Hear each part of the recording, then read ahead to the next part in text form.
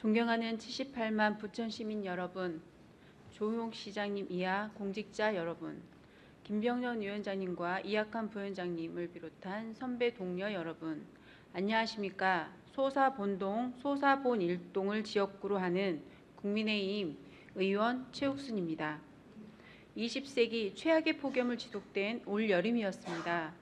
매일 최장 열대야 기록을 갱신하고 모두가 고통받는 가운데 우리 생활에 꼭 필요한 분야에서 묵묵히 근무 중인 건설 근로자, 환경위원분들께 진심으로 감사드립니다. 또한 이번 우리시 호텔 화재 사고로 안타까운 목숨을 잃은 분들의 명복을 빌며 유가족 부상자들께 위로의 뜻을 전합니다. 본 의원은 이번 279회 임시회에 제출된 부청시정연구원 설립 및 운영 조례안에 대해 전면 철회 요구하고자 이 자리에 섰습니다. 2022년 10월 시행된 지방연구원법에 따라 인구 50만 명 이상의 지방자치단체는 출연을 통해 연구원을 설립할 수 있게 됐습니다. 이로 인해 인구 50만 명이 넘는 도시들은 우후죽순 지방연구원 설립을 준비하고 있는 실정입니다. 누구를 위한 지방연구원인지 무엇을 위한 지방연구원인지 모르겠습니다. 2024년 부천시 시정연구원 조례안의 비용 추계서를 보면 5년간 약 103억 원의 비용이 필요한 것으로 예상됩니다. 사업비 약 17억 원, 인건비 약 55억 원, 경상비 약 29억 원, 예비비와 기본재산 각 1억 원입니다. 당장 설립을 위해 소요 비용을 지나치게 적게 잡은 건 아닌지 본 의원은 의심스럽습니다. 시정연구원은 정원이 24명이지만 비용 추계상 연구 인력은 5년 평균 14.5명에 불과하기 때문입니다. 또한 2023년 제출된 시정연구원 조례안의 비용 추계와 비교하면 물가 인상에도 불구하고 올해 제출된 비용 추계액이 오히려 줄었습니다. 2023년에는 5년간 총 115억 6천만 원, 2024년에는 5년간 총 103억 8천만 원이 소요된다고 합니다.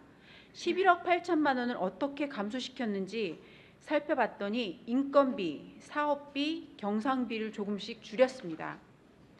시정연구원의 2025년 7월 설립 목표로 1차년도 인건비는 12월분에서 6월분으로 반토막을 내어 4억 6천만 원을 줄였습니다.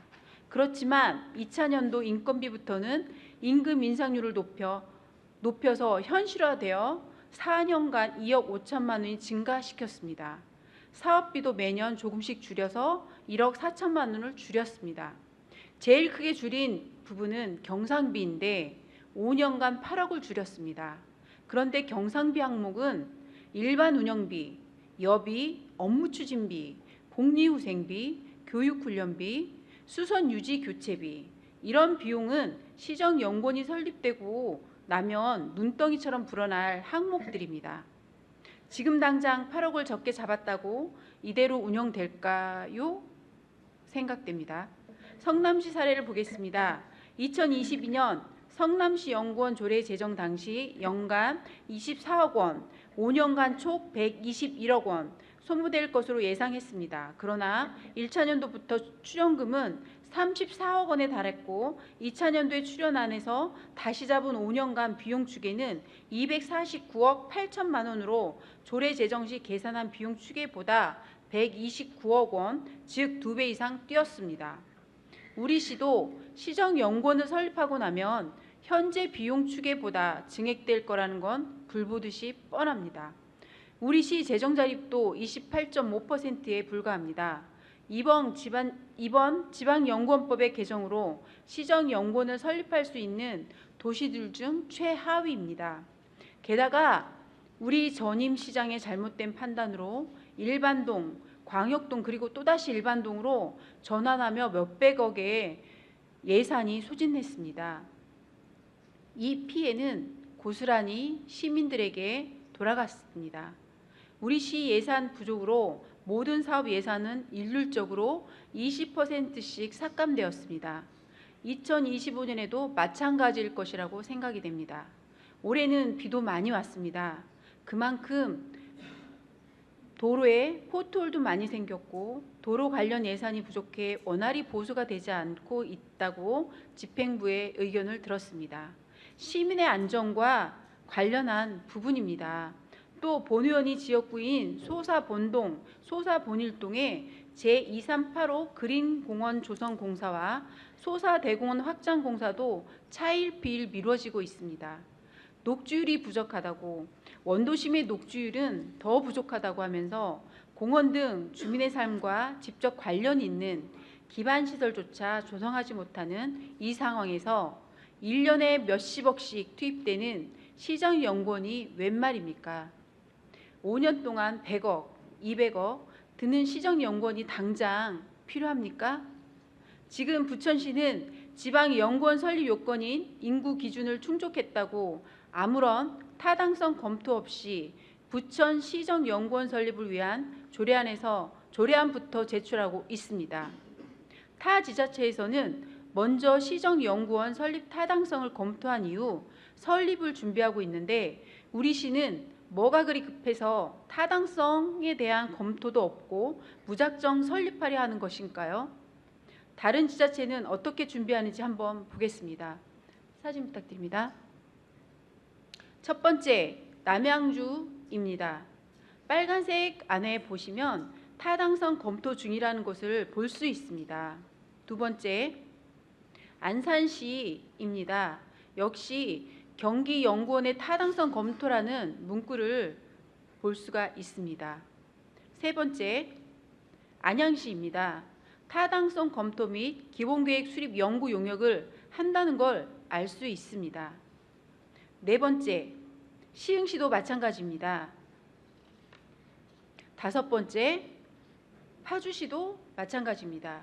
여러분 아십니까? 지자체 출연기관은 한 번 설립되고 나면 법률에 따라서 독립된 법인격을 가지게 되고 나아가 연구 및 경영에서 독립성과 자율성을 보장됩니다.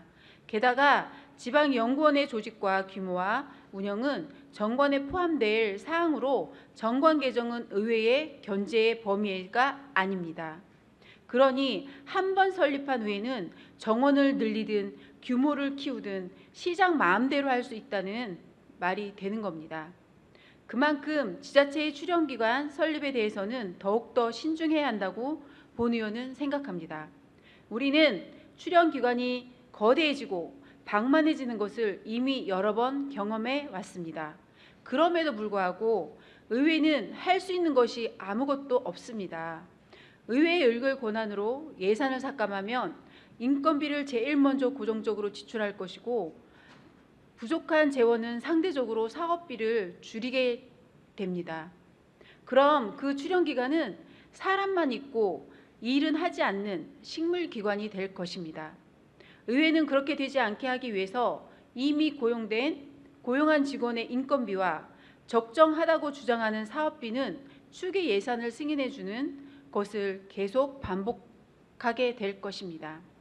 시정연구원이 정말 필요하시다면 왜 필요한지, 어디에 필요한지, 우리 시의 당연한 문제가 무엇인지, 그리고 그 문제를 해결하기 위해 시정연구원이 설립되면 무엇을 할 것인지 단기적으로 또는 장기적으로 구체적인 계획을 세우셔야 합니다.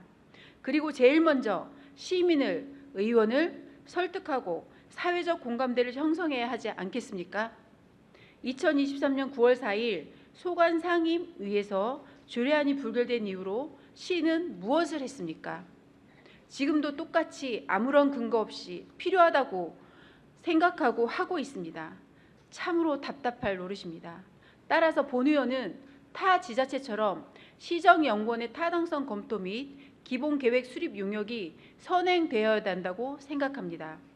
그리고 시정연구원 설립에 관한 용역은 결론으로 정하지 않고 반드시 중립적으로 수행되어야 할 것입니다. 결과가 도출된 다음에 다시 객관적이고 공정하게 시정연구원의 필요성과 타당성을 논하기를 본 의원은 진심으로 바랍니다.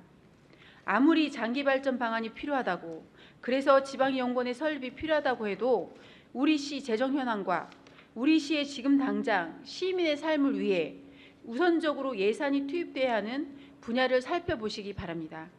이상으로 시정 질문을 마치겠습니다. 끝까지 경청해 주셔서 감사합니다.